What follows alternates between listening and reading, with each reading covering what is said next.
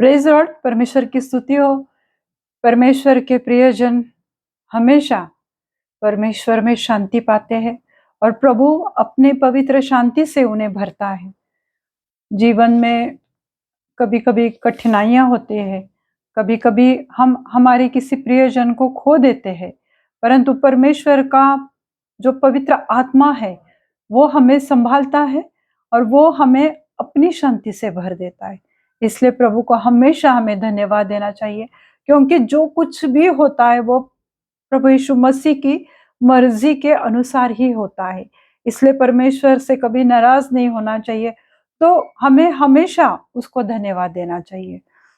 तो मैं रेवरेंड शर्मिला चोपड़े मेरे यूट्यूब चैनल पे आप सबका तहे दिल से स्वागत करना चाहती हूँ। मैं आज का वचन कहने के पहले प्रार्थना में जाती हूँ। आप सब इस प्रार्थना में जुड़िए। धन्यवाद देती हूँ प्रभु जी इस समय के लिए। प्रभु यीशु मसीह में धन्यवाद देती हूँ प्रभु, आप जीवित और सच्चे और महान खुदा है प्रभु जी। आपने हमारे लिए कोड़ों के मार खाए प्रभु, आप हमारे लिए घायल हो गए प्रभु जी। आप हमारे लिए प्रभु जी आपने सब कुछ सह लिया प्रभु, ताकि हम उद्धार पाए प्रभु। और प्रभु जो भी तेरे बच्चे हैं प्रभु, जिन्होंने भी आपको चखा है प्रभु, आपके आशीषों का स्वाद चखा है प्रभु, उन्हें आशीषित करो प्रभु। और जिन्होंने भी आज तक आपको जाना नहीं प्रभु, ऐसे भी सभी लोगों को प्रभु मैं आज आपके पवित्र हाथ में देती हूँ। शायद प्रभु जी कोई बीमार रहेगा, या शायद किसी को आज प्रभु तेरी जरूरत रहेगी। हे मेरे जीवित खुदा, आज तू हर एक के ऊपर अपनी दृष्टि डाल प्रभु, हर एक को प्रभु अपने पवित्र हाथ में ले ले प्रभु जी। प्रभु मैं प्रार्थना करती हूँ मेरे जीवित परमेश्वर, इस वचन के द्वारा प्रभु जी हर एक को छुओ प्रभु, हर एक से बात करो प्रभु। धन्यवाद देती हूँ प्रभु जी।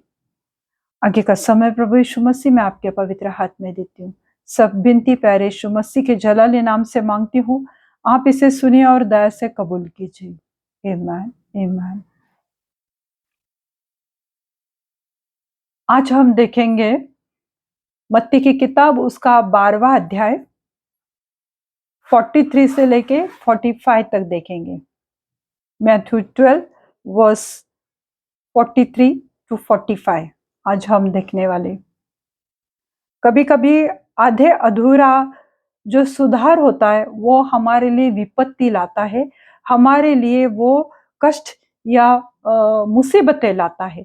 आधा अधूरा मतलब बाइबल का जो नॉलेज है, अगर हम उसको पूरी रीति से नहीं जान लिया है, या प्रभु यीशु मसीह को हमने सच्चे मन से उसे अपनाया नहीं है, हम सिर्फ हमारे जरूरतों के लिए उसके पास आते हैं और फिर चले जाते हैं। हमें बाइबल का ज्ञान कुछ अधूरा मालूम होता है कि प्रभु यीशु मसीह चंगाई देने वाला परमेश्वर है। कभी कभी हम सिर्फ यही बात पकड़ के बैठते हैं, पर हम अगर उसके साथ नहीं रहेंगे तो हमारे साथ भी कुछ प्रॉब्लम हो सकती है। ये बातें लोग समझ नहीं पाते हैं। कभी कभी जो उनका विश्वास रहता है वो भी आधा अधूरा या छोटा सा रहता है। तो जब हम परमेश्वर के वचन को आधे तरीके से और आधे अधूरे तरीके से जानते हैं या पढ़ते हैं, तो वो कभी कभी हमारे जीवन में मुसीबतें या संकट लेकर आता है, क्योंकि हमने परमेश्वर के वचन में अपना समय नहीं बिताया, हमने प्रार्थना में अपना समय नहीं बिताया, ना ही हमने प्रभु को उसके राज्य को खोजने की कोशिश की मेरे प्रियो। तो ये अच्छा है कि तुम एक तो परमेश्वर में बढ़ो या तुम शांत रहो, पर आधा अधूरा ज्ञान लेकर अगर हम कुछ करना चाहते तो शायद जीवन में मुसीबतें आ सकती है। तो इसलिए मैं ये जो दृष्टांत प्रभु यीशु मसीह ने बताया था अपने चेलों से, तो मैं वो आप लोगों से बांटना चाहती हूँ। मत्ती की किताब उसका 12वां अध्याय और 43वां वचन में पढ़ती हूँ। जब अशुद्ध आत्मा मनुष्य में से निकल जाती है तो सूखी जगहों में विश्राम ढूंढती फिरती है और पाती नहीं है। अशुद्ध आत्मा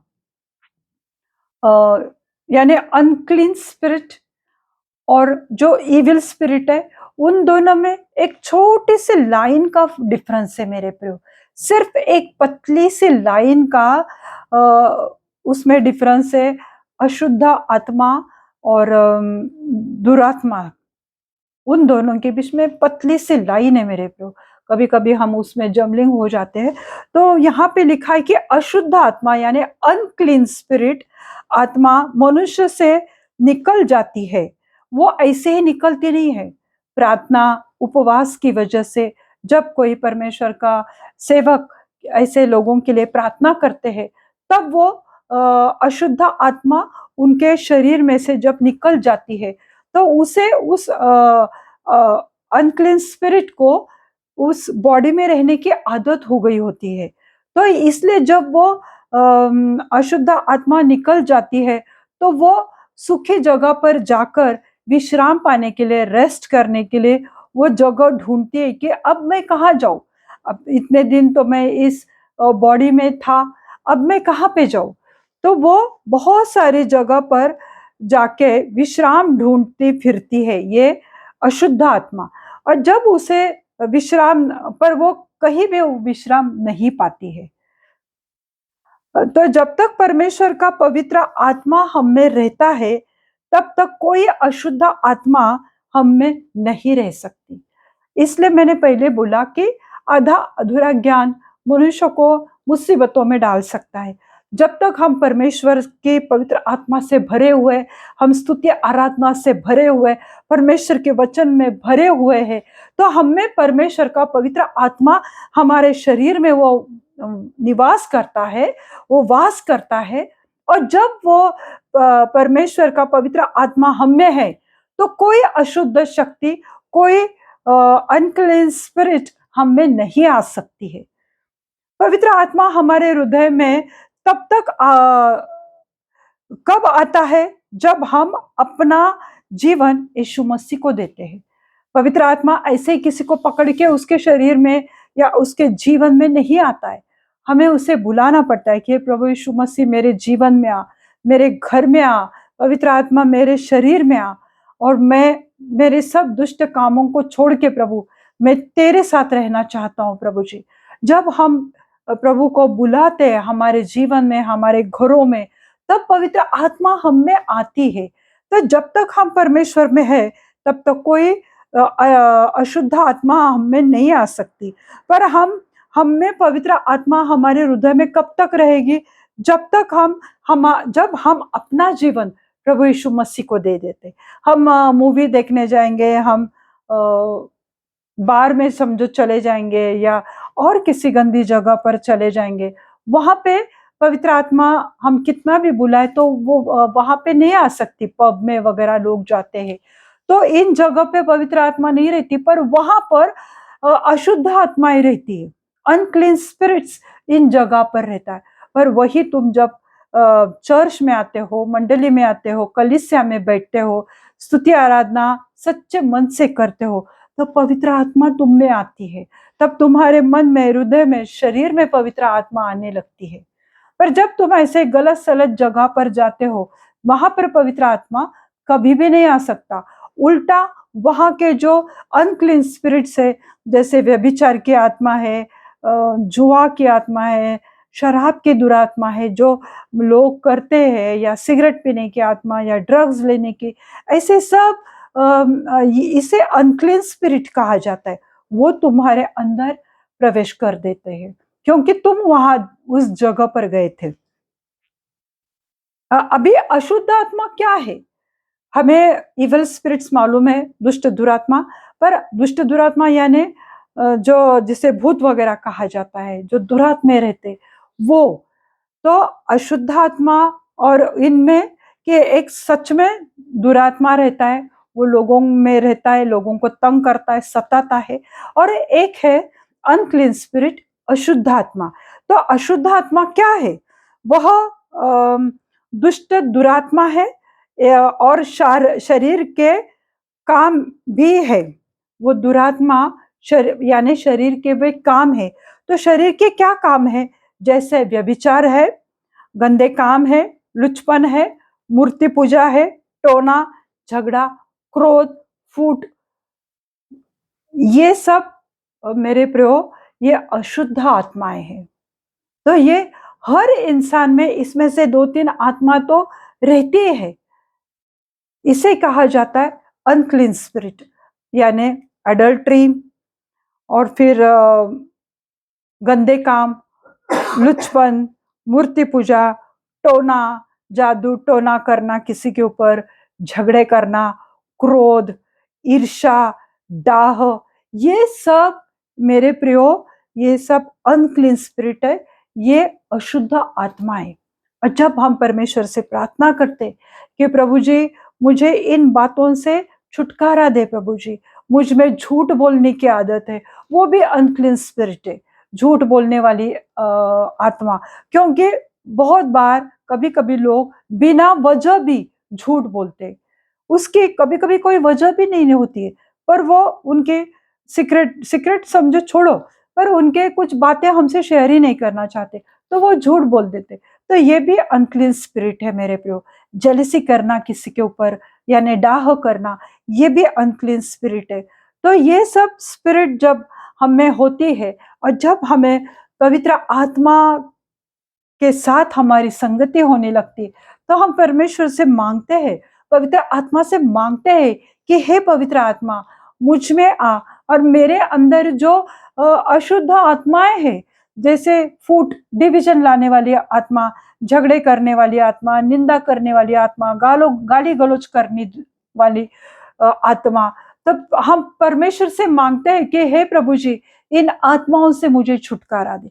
जब हम प्रार्थना करते हैं और परमेश्वर हमें इन गंदी आदतों से, व्यभिचार तो सबसे बड़ी आत्मा है, जब हम वो आत्मा हम में से चली जाती है, तो वो आत्मा कहीं और जाके किसी और के शरीर में बसना चाहती है, तो वो सुखी जगह पर जाकर विश्राम लेना चाहती है, पर वहां पे उसे कोई विश्राम नहीं मिलता, कोई आराम नहीं मिलती, कोई शांति नहीं मिलती। और फिर हम देखते हैं 44 आयस, तब कहती है मैं अपने उसी घर में जहां से निकली थी लौट जाऊंगी और लौटकर उसे सुना, झाड़ा बुहरा और सजा सजाया पाती है। ये जब आत्मा लोगों में से निकल जाती है और वो बहुत जगह, सुनी जगह पर, सुखी जगह पर जाके विश्राम करने की कोशिश करती है, और ये स्पिरिट को जब कोई जगह नहीं मिल पाती, तो वो स्पिरिट सोचती है अशुद्ध आत्मा कि अरे मेरा जो वो पहले वाला जो शरीर था, क्यों ना मैं उधर चली जाऊं। तब वो कहती है मैं अपने उसी घर में जहां से निकली थी। तो वो सोचते कि अभी मुझे कहीं स्थान नहीं मिल रहा है, कहीं रहने की जगह नहीं मिल रही है, तो जो मेरा पहला घर था, जो इंसान में मैं बस्ती करती थी, क्यों ना मैं उसी घर चली जाऊं, क्यों ना मैं दोबारा उसके शरीर में चली जाऊं और लौटकर वहां से निकली थी और लौट जाऊंगी और लौटकर उसे, जब वो लौटकर वो घर में आती है, यानी उस इंसान के शरीर में आती है, तब वो क्या देखती है, अरे ये तो साफ सुथरा हुआ है, अच्छा डेकोरेशन किया हुआ है, अच्छा सजा सजाया हुआ ये तो घर है, ये तो पहले से काफी बेहतर ये घर लग रहा है। फिर उसे लगता है कि अरे यही जगह है कि जहां पर मैं अभी आराम करूं। उसे वो घर क्लीन, साफ सुथरा क्यों नजर आता है, क्योंकि जो सब जो भी अनक्लीन स्पिरिट्स थे उस इंसान में से चले गए थे, और उस इंसान की जो भी जरूरत थी, समझो उसे चंगाई चाहिए थी, या जो प्रार्थना वो परमेश्वर से कर रहा था वो इंसान, और वो जब परमेश्वर से प्रार्थना करता है और जब परमेश्वर उसे प्रार्थनाओं का जवाब दे देता है, तब लोग परमेश्वर को छोड़ देते। जब वो लोग परमेश्वर को छोड़ देते हैं, तो वो जो पवित्र आत्मा है वो भी उनके शरीर से चली जाती है। यीशु मसीह के साथ उनकी जो फेलोशिप है, जो सहभागिता है, वो टूट जाती। क्यों? क्योंकि उन्हें परमेश्वर से बात करना छोड़ दिया, उन्होंने प्रभु का वचन पढ़ना छोड़ दिया, उन्होंने चर्च जाना छोड़ दिया, उन्होंने परमेश्वर की स्तुति आराधना करना छोड़ दिया। तब ये जो शरीर है या जो उनका हृदय है, तो वो खाली है, एकदम खाली, कोरा है, उसमें कुछ भी नहीं है, उसमें न पवित्र आत्मा है, न परमेश्वर के पवित्र कलाम है, उसके हृदय में कुछ भी नहीं है। तब वो देखता है कि अरे ये तो खाली है, यहाँ पे जगह है। अभी हम अगर जब घर रेंटेड लेने के लिए लोग जाते हैं, तो कौन से घर में वो जाएंगे? जो खाली घर है, वहां पर कोई ऑलरेडी एक फैमिली रह रही है, उधर जाके तो कोई रहता नहीं। जो फ्लैट खाली पड़ा हुआ है, जो रूम खाली पड़ी हुई है, वहीं पे जाते हैं ना रहने को। तो ये दुरात्मा भी, जब ये अशुद्ध आत्मा उस शरीर से निकल जाती है और दोबारा लौट कर आती है, और लौट कर आने के बाद वो देखती है कि अरे ये तो साफ सुथरा है, तो मैं यहाँ पे मैं खुद रह सकता हूँ, और मैं और बहुत कुछ इसके साथ में कर सकता हूँ।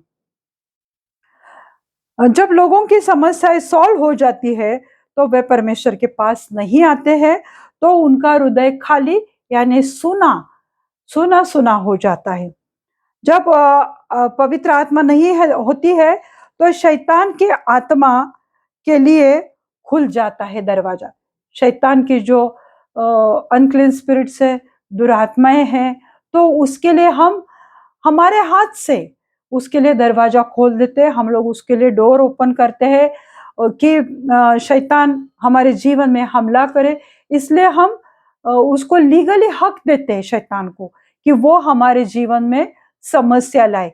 क्यों? क्योंकि हमारा हृदय खाली पड़ा है, हमारा हृदय का घर सुना है, खाली है, उसमें ना तो पवित्र आत्मा है, ना तो परमेश्वर के पवित्र कलाम है, ना पवित्र विश्वास है पवित्र परमेश्वर पे, कुछ भी नहीं है। क्योंकि उनके प्रॉब्लम सॉल्व हो चुकी है, वो कर्जों से उन्हें आजादी मिल चुकी है, उनके अच्छे बच्चे हो गए, उनकी अच्छी शादी हो गई, अब उन्हें परमेश्वर की जरूरत नहीं है।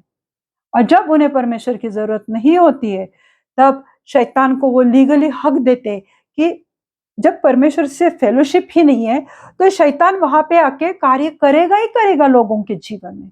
उसके जो अनक्लीन स्पिरिट्स है, जैसे डाह है, मतवालापन है, लुचपन है, ईर्ष्या है, जेलसी है, क्रोध, व्यभिचार, एडल्ट्री, ये सब गंदी बातें करने के लिए उन्होंने शैतान को उनके जीवन में एंटर करने के लिए लीगली हक दिया है मेरे प्रियो। और जब उन्हें उनके लिए दरवाजा खुला हो गया, तो वो दोबारा आराम से उसमें प्रवेश कर सकता है, उस व्यक्ति में जिसने झगड़ा करना छोड़ दिया था, जिसने गाली गलौज करना छोड़ दिया था, पर छोटी छोटी बातों से वो चर्च से दूर चले गए, या उन्होंने परमेश्वर को छोड़ दिया, या उनकी प्रॉब्लम सॉल्व हो गई, अब उन्हें परमेश्वर की जरूरत नहीं है, तो वो दुरात्माएं आराम से, वो अनक्लीन स्पिरिट, वो अशुद्ध आत्माएं उनके घर में, उनके जीवन में, उनके हृदय में दोबारा इजीली एंटर कर सकते हैं। हर विश्वासी होने के बावजूद भी शैतान के प्रलोभनों में गिर सकते हैं। कोई विश्वासी है, जैसे वो घर खाली और साफ सुथरा वो आत्मा ने क्यों देखा, अशुद्ध आत्मा ने? क्योंकि शैतान जो है जग में, तो वो एक विश्वासी, बहुत स्ट्रांग विश्वास है उसका, वो परमेश्वर पे बहुत विश्वास करता है, फिर भी उस विश्वासी को अगर शैतान किसी टेम्पटेशन में, प्रलोभन में वो डालता है, तो ये विश्वासी आराम से उसमें गिर सकता है मेरे को। इसलिए हमें ऐसी जगह पर जाना ही नहीं है कि जहां पर हमें प्रलोभन आए, कोई टेम्पटेशन आए, कभी हम पाप में गिरे, तो ऐसी जगह पर हमें सच में नहीं जाना चाहिए। पर एक विश्वासी होने के बावजूद भी शैतान के प्रलोभनों में गिर सकता है। ऐसे कोई नहीं कहता कि मैं विश्वासी हूं तो मैं कभी पाप नहीं करूंगा। हो सकता है क्योंकि उसके दोस्त वैसे है, ऐसे माहौल में वो गया है कि जहां पे उसे कुछ टेम्पटेशन आया और उसके द्वारा कुछ पाप हो गया। तो एक विश्वासी शैतान के प्रलोभनों में गिर सकता है। अगर हम रोज प्रार्थना नहीं करते या बाइबल नहीं पढ़ते और परमेश्वर से फेलोशिप नहीं कर सकते, तो वो विश्वासी कितना भी स्ट्रांग क्यों ना रहने दे, पर जब वो कुछ दिन के लिए छोड़ देता है परमेश्वर से बात करना, प्रार्थना करना, बाइबल पढ़ना, उसके ऊपर भरोसा करना, जब वो ऐसा करने लगता है, तब शैतान के जो द्वारा आए हुए प्रलोभन है, जो टेम्पटेशन है, जैसे कि एडल्ट्री है, जैसे कि शराब पीना है, कुछ भी गंदी चीजें हैं, गंदी बातें हैं, गंदे जोक्स है, या गंदे फिल्म जो लोग देखते हैं, तो ये सब प्रलोभन, गंदे, देखो मोबाइल देखते समय बहुत कुछ दिखाई देता है हमको, तब उसे देखकर हम जब स्क्रॉल करते हैं और वो चीज को हम नहीं देखते, तो हम शैतान को हक नहीं देते हैं वो चीज देखने के लिए। जब देखते हैं लोग तो उनमें एडल्ट्री अपने आप आ जाती है, फॉर्निकेशन है वो उनमें आ जाता है। क्यों? क्योंकि उस चीज को तुमने इनकार नहीं किया, वो देखने में तुम्हें मजा आया, वो तुम देखते रहे, और उसकी वजह से भले तुम कितने भी विश्वासी क्यों हो, पर जब तुम परमेश्वर से थोड़े समय के लिए भी दूर चले गए, प्रार्थना नहीं की, 1 दिन 2 दिन 3 दिन, तो जरूर शैतान देखता है कि अरे ये घर तो अभी खाली हो गया, ये घर अभी क्लीन है, सजाया हुआ है, किस बात से? गंदी चीजों से भरा पड़ा है, अब मैं इसमें एंटर कर सकता हूं, और वो फिर लोगों के जीवन में एंट्री करता है। अब हम देखते हैं जो मत्ती 12वां अध्याय हम देख रहे, उसमें से 45 जो आयत है वो हम देखते हैं। तब वह जाकर अपने से और बुरी 7 आत्माओं को अपने साथ ले आता है, और वे उनसे पैठ कर वहां वास करती है, और उस मनुष्य की पिछली दशा पहले से भी बुरी हो जाती है। इस युग के बुरे लोगों की दशा भी ऐसी ही होगी। हालेलुया। तब वह जाकर, जब उसने देखा कि अरे यहाँ इस शरीर में रहने के लिए सिर्फ मेरे लिए ही नहीं, पर और कुछ दुरात्मे और कुछ अनक्लीन स्पिरिट्स है, तो मैं उनको भी वहां पे लेकर आ सकता हूँ, क्योंकि ये क्लीन है, ये साफ सुथरा है, ये अच्छा सजाया हुआ घर है, यहाँ पे काफी जगह है। अभी यहाँ पे परमेश्वर की प्रेज वर्शिप की जगह नहीं है, वहां पे लोग बाइबल नहीं पढ़ रहे, चर्च नहीं जा रहे, प्रार्थना नहीं कर रहे, उपवास नहीं कर रहे, अरे कितनी सारी जगह खाली हो गई, तो चलो अभी मैं खुद तो इस शरीर में वास करता हूं, पर मेरे साथ में और दुष्टता से भरे हुए और अनक्लीन स्पिरिट्स, अशुद्ध आत्माएं लेकर इस शरीर में मैं राज करूंगा, इस शरीर में मैं रहना चाहता हूं। और वो बाइबल में लिखा हुआ है मेरे प्रियो, और वो जाकर अपने साथ 7 एकदम स्ट्रांग, बलवान ऐसे और दुष्टता से भरे हुए ऐसे अशुद्ध आत्माएं लेकर उस घर में आता है।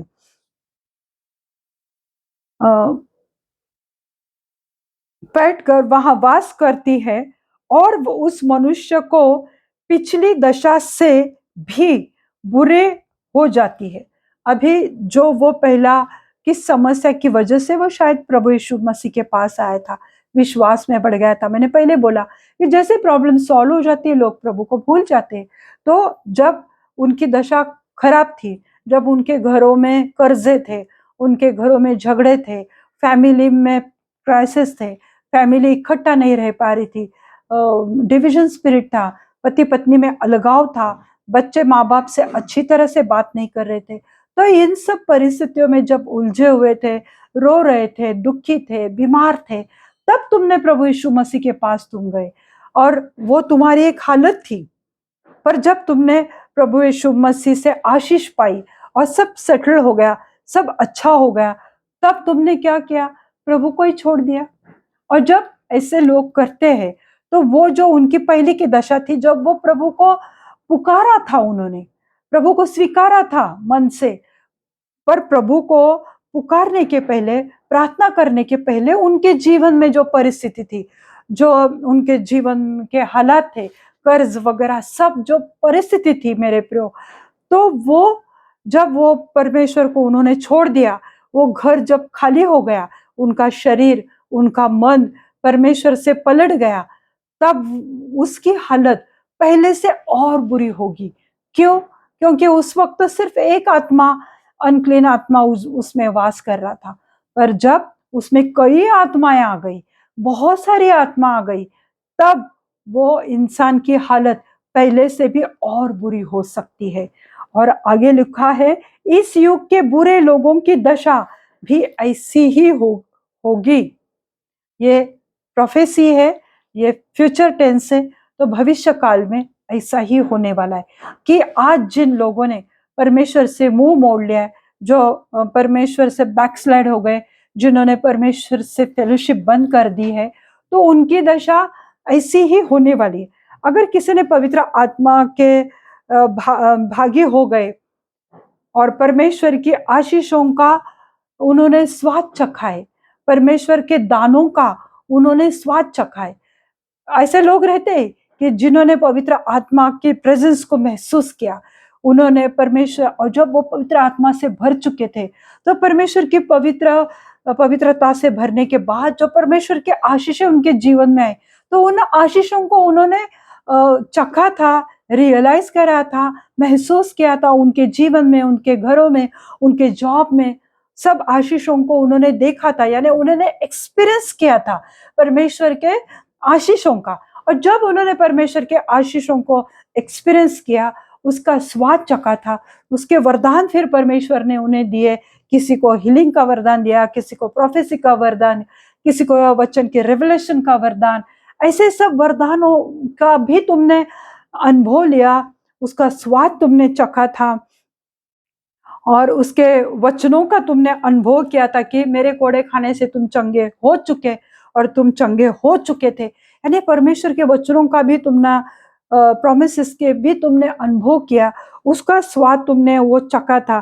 फिर भी वे अगर परमेश्वर से भटक गए, तो उन्हें नया करना अनहोना है, यानी मुश्किल है उन्हें नई रीति से दोबारा परमेश्वर से रिस्टोर करना, परमेश्वर की संगति में लाना, क्योंकि उनको ऑलरेडी परमेश्वर के वचनों का अनुभव आया था। उनके पास ऑलरेडी वरदान थे जो परमेश्वर के द्वारा मिले गए थे, और परमेश्वर के वचन भी उन्हें पता थे, फिर भी वो परमेश्वर से दूर चले गए। तो ऐसे लोग कि जिन्हें परमेश्वर का ज्ञान था, पर वो कैसा ज्ञान था मेरे प्रियो? आधा अधूरा विश्वास, भी आधा अधूरा, डामडोल होने वाला विश्वास। तो अगर ऐसी परिस्थिति में लोग हैं कि उनका विश्वास अधूरा था, फिर भी प्रभु ने उन्हें आशीषित किया, तो ऐसे जो लोग हैं, तो उनको दोबारा परमेश्वर से आशीष देना या परमेश्वर के संगति में लाना, हम देखते हैं कि वह काफी अनहोना हो जाता है। कि फिर भी अगर वे परमेश्वर से भटक गए, तो उन्हें नया करना अनहोना लगता है, यानी थोड़ा कठिन लगता है, असंभव लगता है, क्योंकि उन मन में जब हम न्यू हो जाते हैं, मन में हम नए हो जाते हैं, तभी हम नई सृष्टि कहलाते हैं। अगर हमें नई सृष्टि बनना है, तो हमें इन चीजों से दरवाजा बंद करना चाहिए शैतान के लिए। जो दरवाजा हमने खोला है, जो हृदय का दरवाजा प्रभु के लिए बंद किया, तो शैतान के लिए वो अपने आप खुल जाता है। जब शैतान के लिए दरवाजा खोल दिया, तो बुरी आदतों में फंस चुके हैं पूरी रीति से, फिर उसमें से निकलना अनहोना हो जाता है मेरे प्रियो। तो इसलिए आधा अधूरा ज्ञान वचन का, परमेश्वर का, हमें समस्याओं में ला सकता है।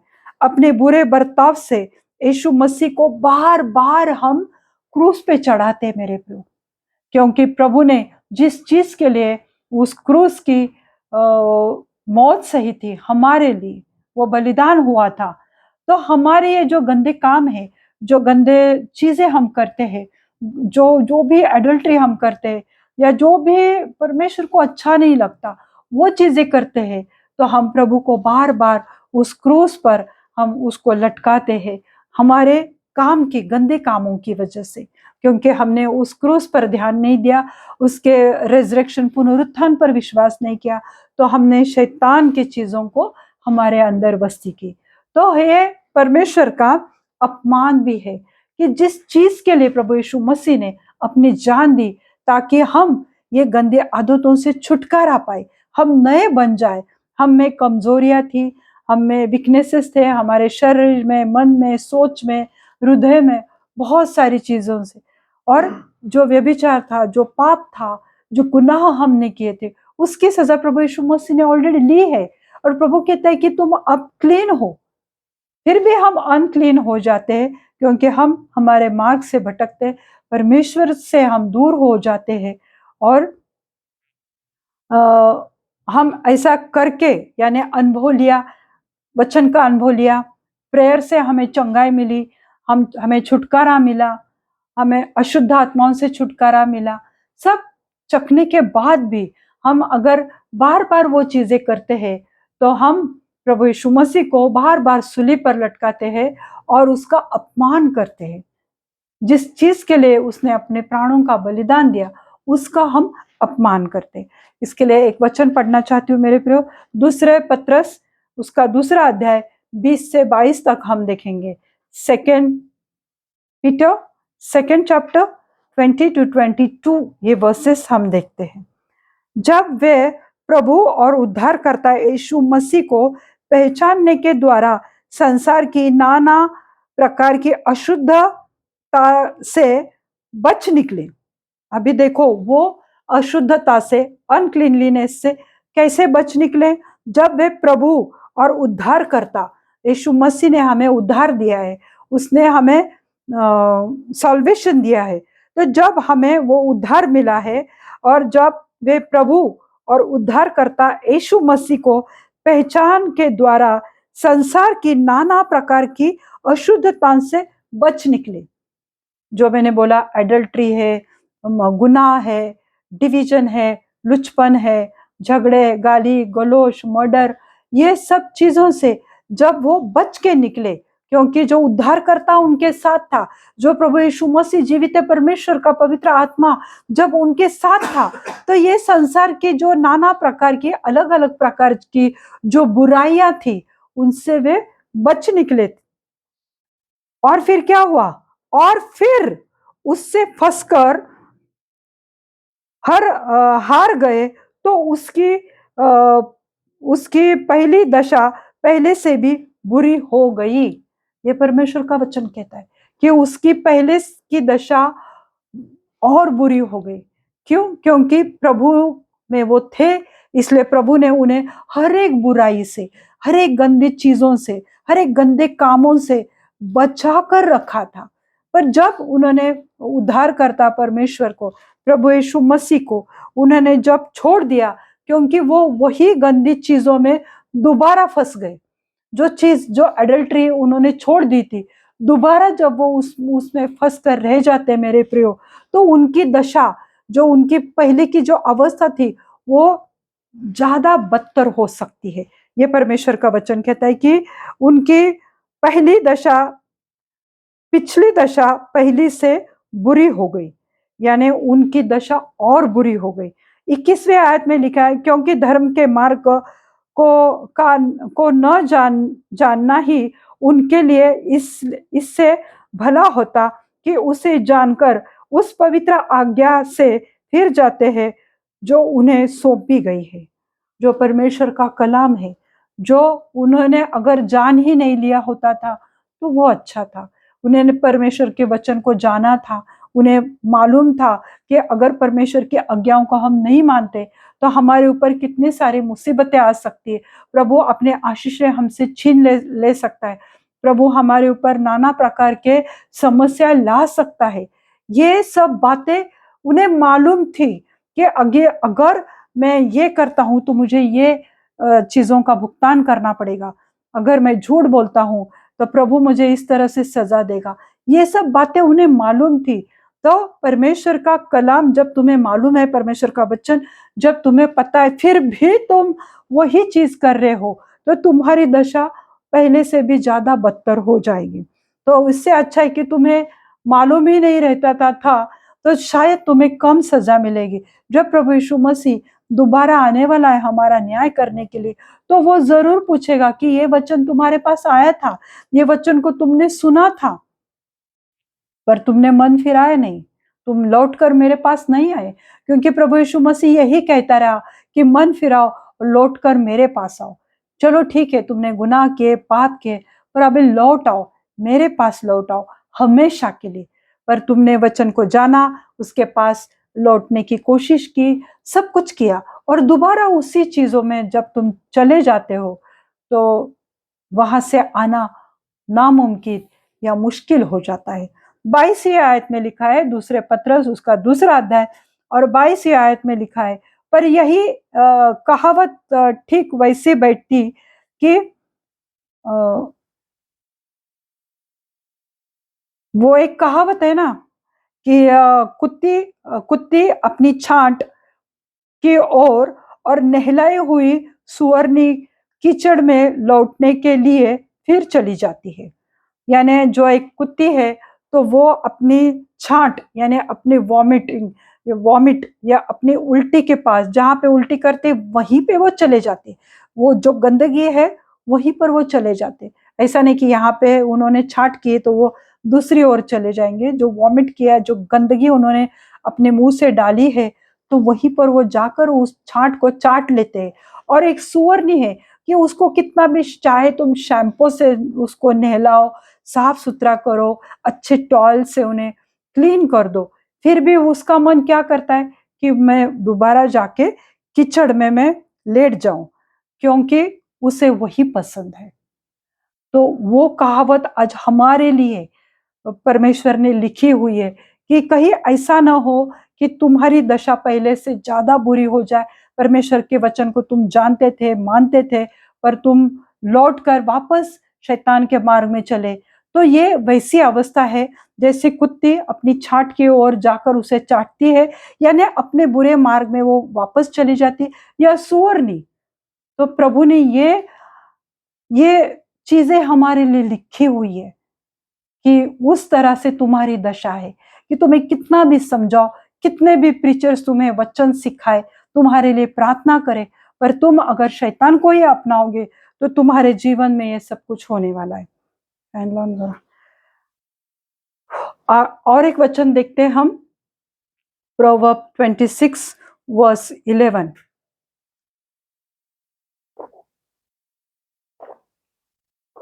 नीति वचन 26 उसका 11वां वचन हम देखते हैं।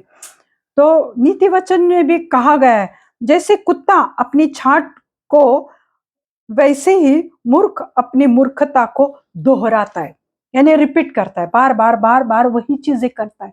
जो मूर्ख इंसान है, जिसने अपने हृदय को साफ सुथरा किया, उसने परमेश्वर से अपनी फेलोशिप निकाल दी है, वो प्रार्थना नहीं करता, वो बाइबल नहीं पढ़ता, परमेश्वर के साथ संगति में बैठता नहीं, समय नहीं बिताता, तो वो कैसा इंसान है? वो मूर्ख इंसान है, और वो अपनी मूर्खता को दोहराता है, यानी रिपीट करता रहता है, इसलिए उसे नया करना अनहोना लगता है। पर प्रभु यीशु मसीह के लिए असंभव नहीं है। अगर हम निर्णय लेते हैं कि मुझे इस घृणित जगह से, इस पाप भरी दुनिया से मुझे लौटकर परमेश्वर के पास आना है, तो प्रभु के दरवाजे तुम्हारे लिए हमेशा हमेशा के लिए खुले रहेंगे, और वो अपने हृदय से, गले से तुमको लगाएगा। वो तुमको माफ करने वाला परमेश्वर है। आज ही समय रहते हमें निर्णय लेना है। पता नहीं प्रभु यीशु मसीह कब आएगा, और फिर हमारा जीवन अगर उसे इस तरह से खाली मिलेगा तो उसका ये अपमान है मेरे प्रभु। मैं विश्वास करती हूँ कि इस वचन के द्वारा प्रभु ने आपसे बात की। आइए हम प्रार्थना करते हैं। धन्यवाद धन्यवाद धन्यवाद देती हूँ जीवित है परमेश्वर, आप सच्चे खुदा हो प्रभु जी। सच में प्रभु जी, बहुत बार प्रभु लोगों ने ये गलती की है प्रभु जी। उन्हें भले बुरे की समझ थी, उन्हें पता था अंधेरा क्या है, उजाला क्या है। प्रभु यीशु मसीह जो उजाला है वो छोड़ के उन्होंने अंधेरा अपनाया, अंधेरे की ओर जाना उन्हें पसंद आया। उन्होंने पवित्र आत्मा को अपने हृदय से निकाला, और वहां पे दुष्ट दुरात्माएं, अशुद्ध आत्माएं बहुत सारे संख्या में आके आज लोगों के शरीरों में, उनके जीवनों में वो राज कर रहे। हे मेरे जीवित सच्चे खुदा, आज ऐसे अनक्लीन स्पिरिट को, ऐसे प्रभु मैं प्रार्थना करती हूँ कि ऐसे अशुद्ध आत्माओं को मैं डांटती हूँ यीशु मसीह के नाम से, उनके घर से, उनके जीवन से चली जाए यीशु मसीह के नाम से। जो आत्माएं लोगों को परेशान कर रही है, जो लोगों को बुराइयों में फंसा रही है, बीमारी में डाल रही है प्रभु जी, इन सब दुरात्माओं को मैं डांटते हूँ यीशु मसीह के नाम से प्रभु।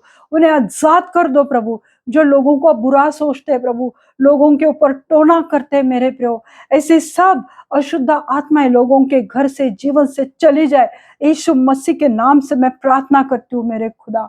आज ऐसे लोगों के जीवन में कार्य करो प्रभु। बिना वजह वो झूठ बोलते, बिना वजह वो जलसी रखते प्रभु जी। वो चाहे वो मिनिस्ट्री के लिए है, किसी पास्टर के लिए, किसी फैमिली के लिए प्रभु जी, आज मैं प्रार्थना करती हूँ प्रभु जी, और जेलसी के स्पिरिट को मैं डांटती हूँ यीशु मसीह के नाम से प्रभु जी, उनके घर से, उनके मिनिस्ट्री वो से वो चली जाए यीशु मसीह के नाम से। हाँ प्रभु जी, आप सच्चे खुदा हो प्रभु जी, आप चंगाई देने वाले मेरे महान परमेश्वर हो प्रभु। आज मैं प्रार्थना करती हूँ प्रभु जी कि लोगों को आपकी चंगाई से भर दो मेरे प्रभु जी, जो भी बीमार है प्रभु जी, जो भी आज बिस्तर पे पड़े हैं प्रभु जी, एड्स, कैंसर, ट्यूमर के पेशेंट के लिए प्रार्थना करते हो प्रभु कि उन्हें चंगाई से भर दो प्रभु जी। जो बीपी, थायराइड के पेशेंट है प्रभु जी, शुगर के पेशेंट है प्रभु जी, उन्हें पूरी रीति से आप चंगाई से भर दो मेरे जीवित परमेश्वर। हाँ प्रभु यीशु मसीह, मैं प्रार्थना करती हूँ मेरे सच्चे खुदा कि जो भी प्रभु जी कर्जों में पड़े हैं प्रभु जी, उन्हें कर्जों से बाहर निकालो यीशु मसीह के नाम से मैं प्रार्थना करती हूँ प्रभु यीशु मसीह। मैं प्रार्थना करती हूँ उन लोगों के लिए प्रभु जी जिनके अर्थराइटिस की प्रॉब्लम है प्रभु, यूरिक एसिड की प्रॉब्लम है प्रभु जी, उनके शोल्डर पेन, उनका फ्रोजन शोल्डर, टेनिस एल्बो, घुटने का दर्द, एड़ी का दर्द, बैक पेन, यीशु मसीह के नाम से मैं उसे डांटती हूँ, अभी इसी वक्त उनके शरीर को छोड़ के चले जाए प्रभु। जिनके भी हाथ में प्रॉब्लम है, शोल्डर के नर्व्स उनके दब गए हैं प्रभु जी, सायोटिका का प्रॉब्लम है प्रभु जी, वो सब साइटिका, वो सब प्रॉब्लम यीशु मसीह के नाम से चला जाए प्रभु। उनके हार्ट के ब्लॉकेजेस निकल जाए यीशु मसीह के नाम से प्रभु। उनके शरीर में आपका पवित्र खून बहने दो प्रभु, उनका हार्ट पूरी रीति से काम करने दो मेरे जीवित परमेश्वर। प्रभु यीशु मसीह में डिस्टर्बेंस स्पिरिट को डांटते यीशु मसीह के नाम से प्रभु जी। प्रभु यीशु मसीह में प्रार्थना करते हो मेरे जीवित खुदा कि जिनके भी घरों में प्रभु गरीबी की श्राप है, वो छोड़ जाए उनके फैमिलीज को यीशु मसीह के नाम से मैं प्रार्थना करती हूँ। जो आधा अधूरा ज्ञान है और परमेश्वर पे आधा अधूरा विश्वास रखे हुए प्रभु, सिर्फ अपने जरूरतों के लिए लोग आपके पास आते हैं प्रभु जी, उस आधे अधूरे ज्ञान को मैं डांटती हूँ यीशु मसीह के नाम से प्रभु जी। प्रभु यीशु मसीह मैं प्रार्थना करती हूँ प्रभु जी, जो भी पेट की समस्या है, इंडाइजेशन की समस्या है, हर्निया की समस्या है, वो निकल जाए यीशु मसीह के नाम से प्रभु। पथरी की समस्या को, स्टोन की प्रॉब्लम को डांटते हो यीशु मसीह के नाम से प्रभु जी। प्रभु जी मैं प्रार्थना करती हूँ मेरे जीवित खुदा कि जिनके भी किडनी फेल्योर हुए प्रभु, उस किडनी को नया कर दो प्रभु जी, उस हार्ट को नया कर दो प्रभु, जो काम नहीं कर रहा है, जो किडनी काम नहीं कर रही प्रभु जी, वो नहीं कर दो प्रभु। उसको, उसके शरीर में पूरी रीति से चंगाई भर दो मेरे जीवित खुदा। आप महान महान महान परमेश्वर हो प्रभु। आज है मेरे जीवित खुदा प्रभु यीशु मसीह मैं प्रार्थना करती हूँ प्रभु, जिनके भी हेयर फॉल की समस्या है उसको मैं डांटती हूँ यीशु मसीह के नाम से प्रभु जी। उनके स्काल्प को आपका पवित्र लहू लगाती हूँ, उस जगह पर 1000 गुना बाल आ जाए यीशु मसीह के नाम से प्रार्थना करती हूँ। हर एक स्किन प्रॉब्लम को मैं यीशु मसीह के नाम से डांटती हूँ प्रभु जी, वो स्किन प्रॉब्लम चला जाए यीशु मसीह के नाम से प्रभु यीशु मसीह मैं प्रार्थना करती हूँ प्रभु। जो भी वीजा के लिए अप्लाई कर रहे प्रभु जी, पासपोर्ट के लिए, उनके हर एक डॉक्यूमेंट्स रिलीज हो जाए यीशु मसीह के नाम से प्रभु। प्रभु मैं प्रार्थना करती हूँ जिनको भी बच्चे नहीं है और वो बच्चे के लिए आपके पास दुआ कर रहे प्रभु, उनकी जो भी शारीरिक समस्या है प्रभु वो चली जाए यीशु मसीह के नाम से। उस गर्भ को प्रभु आपके पवित्र लहू से ढक देती हो प्रभु। उन्हें एक अच्छे हेल्दी बच्चे से आशीषित करो प्रभु। उन्हें इच्छा दो प्रभु कि वो बच्चा रखने की उन्हें इच्छा दो प्रभु जी। आप कार्य करने वाले परमेश्वर हो प्रभु। जो भी जवान लड़के लड़कियां अपने लिए लाइफ पार्टनर ढूंढ रहे प्रभु जी, उन्हें अच्छे भले लाइफ पार्टनर से आशीषित करो आपके पवित्र भंडार से मेरे जीवित परमेश्वर। उनके जीवन में कार्य करो और अच्छा लाइफ पार्टनर उन्हें देकर उनकी फैमिली को बढ़ाओ और उनके वंश को आशीषित करो प्रभु। धन्यवाद धन्यवाद देती हूँ मेरे जीवित परमेश्वर। आप सच्चे खुदा हो प्रभु जी। आज आपने बहुत अच्छे कार्य किया है प्रभु, हर एक के जीवन को आज आपने दिखाया है और उनके साथ आपने बात की है प्रभु। मैं विश्वास करती हूँ आगे का समय प्रभु यीशु मसीह में आपके पवित्र हाथ में देती हूँ। सब विनती प्यारे यीशु मसीह के जलाली नाम से मांगती हूँ, आप इसे सुने और दया से कबूल कीजिए। आमीन आमीन। पवित्र आत्मा हर एक के जीवन में कार्य करे। पिता का प्रेम, पुत्र का अनुग्रह और पवित्र आत्मा की शांति आप सबके जीवन में अभी से लेके अंत तक बनी रहे। प्रभु अपना मुख प्रकाश आप पे उंडेले और प्रभु अपनी शांति आपके घरों में, आपके जीवनों में भर दे। धन्यवाद। प्रभु यीशु मसीह के नाम से मांगती हूँ, amen, amen. God bless you all. आपने इस वचन को देखा, इसलिए मैं धन्यवाद देना चाहती हूँ। अगर आपकी कोई प्रेयर रिक्वेस्ट है तो आप मुझे कांटेक्ट कर सकते हैं। God bless you all. Thank you.